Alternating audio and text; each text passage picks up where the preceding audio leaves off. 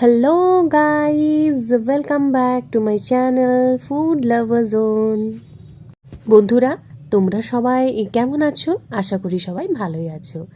আমিও ভালোই আছি। আজকে তোমাদের সাথে একটা রেসিপি শেয়ার করব। অবশ্যই তোমরা জেনেই গেছো, বাড়িতে যদি কিছুই না থাকে, মাত্র দুটো উপকরণ দিয়েই কিন্তু তোমরা বানিয়ে ফেলতে পারবে এই রেসিপিটা। চলো তাহলে রেসিপিতে চলে যাই। প্রথমে গাজরগুলো ভালোভাবে ধুয়ে নেব। তোমরা চাইলে খোসা ছাড়িয়ে নিতে পারো।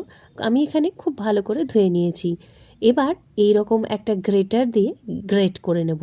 তোমরা দেখতেই পাচ্ছ গ্রেটারের এক দিকটা বড় দিক রয়েছে আর এক দিকটা ছোট দিক রয়েছে। আমি কিন্তু বড় দিকটাই গ্রেট করছি। বেশ সুন্দর পাতলা পাতলা দেখো হয়ে এসেছে। এটা মুখে পড়লে ভালো লাগে। এইভাবেই বাকি গাজরগুলোকে গ্রেট করে নেব। কিন্তু এখানে আমি মোটামুটি 300 মতো গাজর নিয়েছি। আমরা ভাবতেই পারি যে ক্ষীর বানানোর জন্য অনেক কিছুই লাগে, বাট আমি এখানে যে রেসিপিটা তোমাদের সাথে শেয়ার করেছি একদম সিম্পল। বাড়িতে জাস্ট দুটো উপকরণ থাকলেই কিন্তু এই রেসিপিটা বানানো হয়ে যাবে। দেখো, সব গাজরগুলোকে কিন্তু গ্রেট করে নিয়েছি।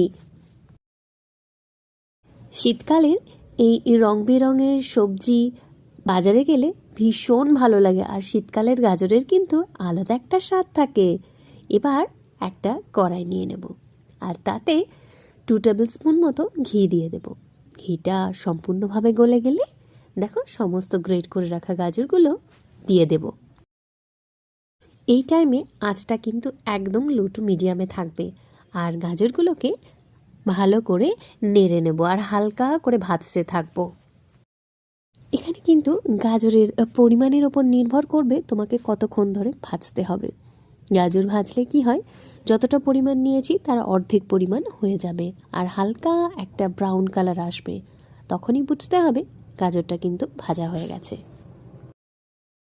আজকে যারা আমার চ্যানেলে এই রেসিপিটা প্রথম দেখছো, তাদের সকলকে অনুরোধ জানাই, রেসিপিটা যদি তোমাদের একটুও ভালো লেগে থাকে অবশ্যই একটা লাইক করে দিও, কমেন্টে জানিও কেমন লাগলো। আর সাবস্ক্রাইব বাটনটা হিট করতে কিন্তু একদম ভুলবে না। আর পুরনো বন্ধুদের অসংখ্য অসংখ্য ধন্যবাদ পাশে থাকার জন্য। তোমরাও কমেন্টে জানিও তোমাদের এই রেসিপিটা কেমন লাগলো। গাজরগুলো সম্পূর্ণরূপে ভাজা হয়ে গেছে।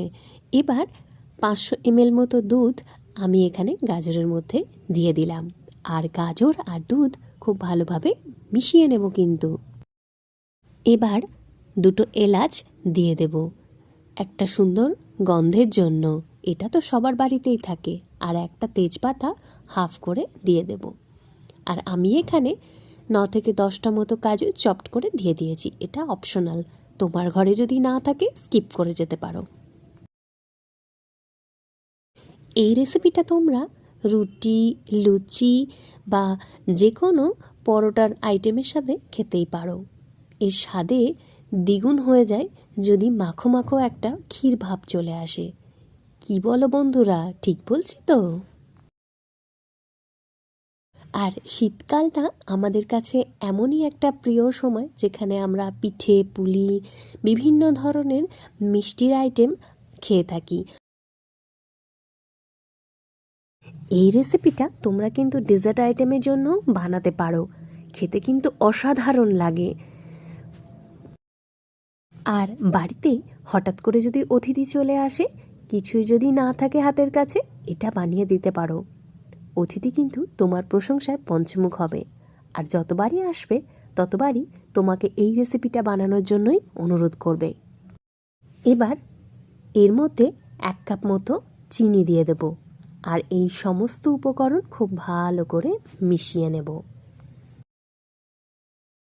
এখানে চিনির পরিমাণটা তোমাদের স্বাদ অনুযায়ী হতে পারে। যদি কেউ একটু মিষ্টি ভালোবাসো, চিনির পরিমাণটা একটু বেশি দিতে পারো। আর যদি কেউ একটু কম পছন্দ করো, তাহলে তোমরা কিন্তু কমও দিতে পারো। এখানে তোমাদের সাথে একটা টিপস শেয়ার করব, এটা কিন্তু সম্পূর্ণ অপশনাল। এখানে 1 চামচ মতো চাল আমি মিক্সিতে পেস্ট করে নিয়েছি। এইটা এই গাজরের ক্ষীরের মধ্যে ঢেলে দেব। এটাতে কি হয়, ঘনত্বটা আরও গাঢ় হয়, আর একটা ক্ষীর ক্ষীর টেক্সচার চলে আসে। তোমরা না চাইলে সম্পূর্ণরূপে স্কিপ করতে পারো, কোনো অসুবিধা নেই। এবার এটাকে ঢাকা দিয়ে 5 থেকে 6 মিনিটের মতো ভালো করে ফুটিয়ে নিতে হবে, যতক্ষণ না পর্যন্ত একদম দুধটা হাফ হয়ে আসছে, একটা ঘন ঘন ভাব আসছে, ততক্ষণ পর্যন্ত। এই সময়তে আঁচটা কিন্তু থাকবে লো টু মিডিয়ামে। দেখো ঘনত্বটা কিন্তু একদম হাফ হয়ে গেছে। এই মতো অবস্থাতে গ্যাসটা অফ করে দেব আর ঠান্ডা হতে দেব 10 থেকে 15 মিনিটের মতো। 15 থেকে 20 মিনিট মতো স্ট্যান্ডিং টাইমে রাখার পর এই গাজরের ক্ষীরটা সম্পূর্ণরূপে ঠান্ডা হয়ে গেলে এবার এটাকে 1 ঘন্টা মতো ফ্রিজে ভরে দেব। ফ্রিজে দিলে এটার স্বাদটা অপূর্ব হয়ে যায়। 1 ঘন্টা পর ফ্রিজ থেকে বের করে নাও। এবার কিন্তু একদম রেডি সার্ভ করার জন্য গাজরের ক্ষীর।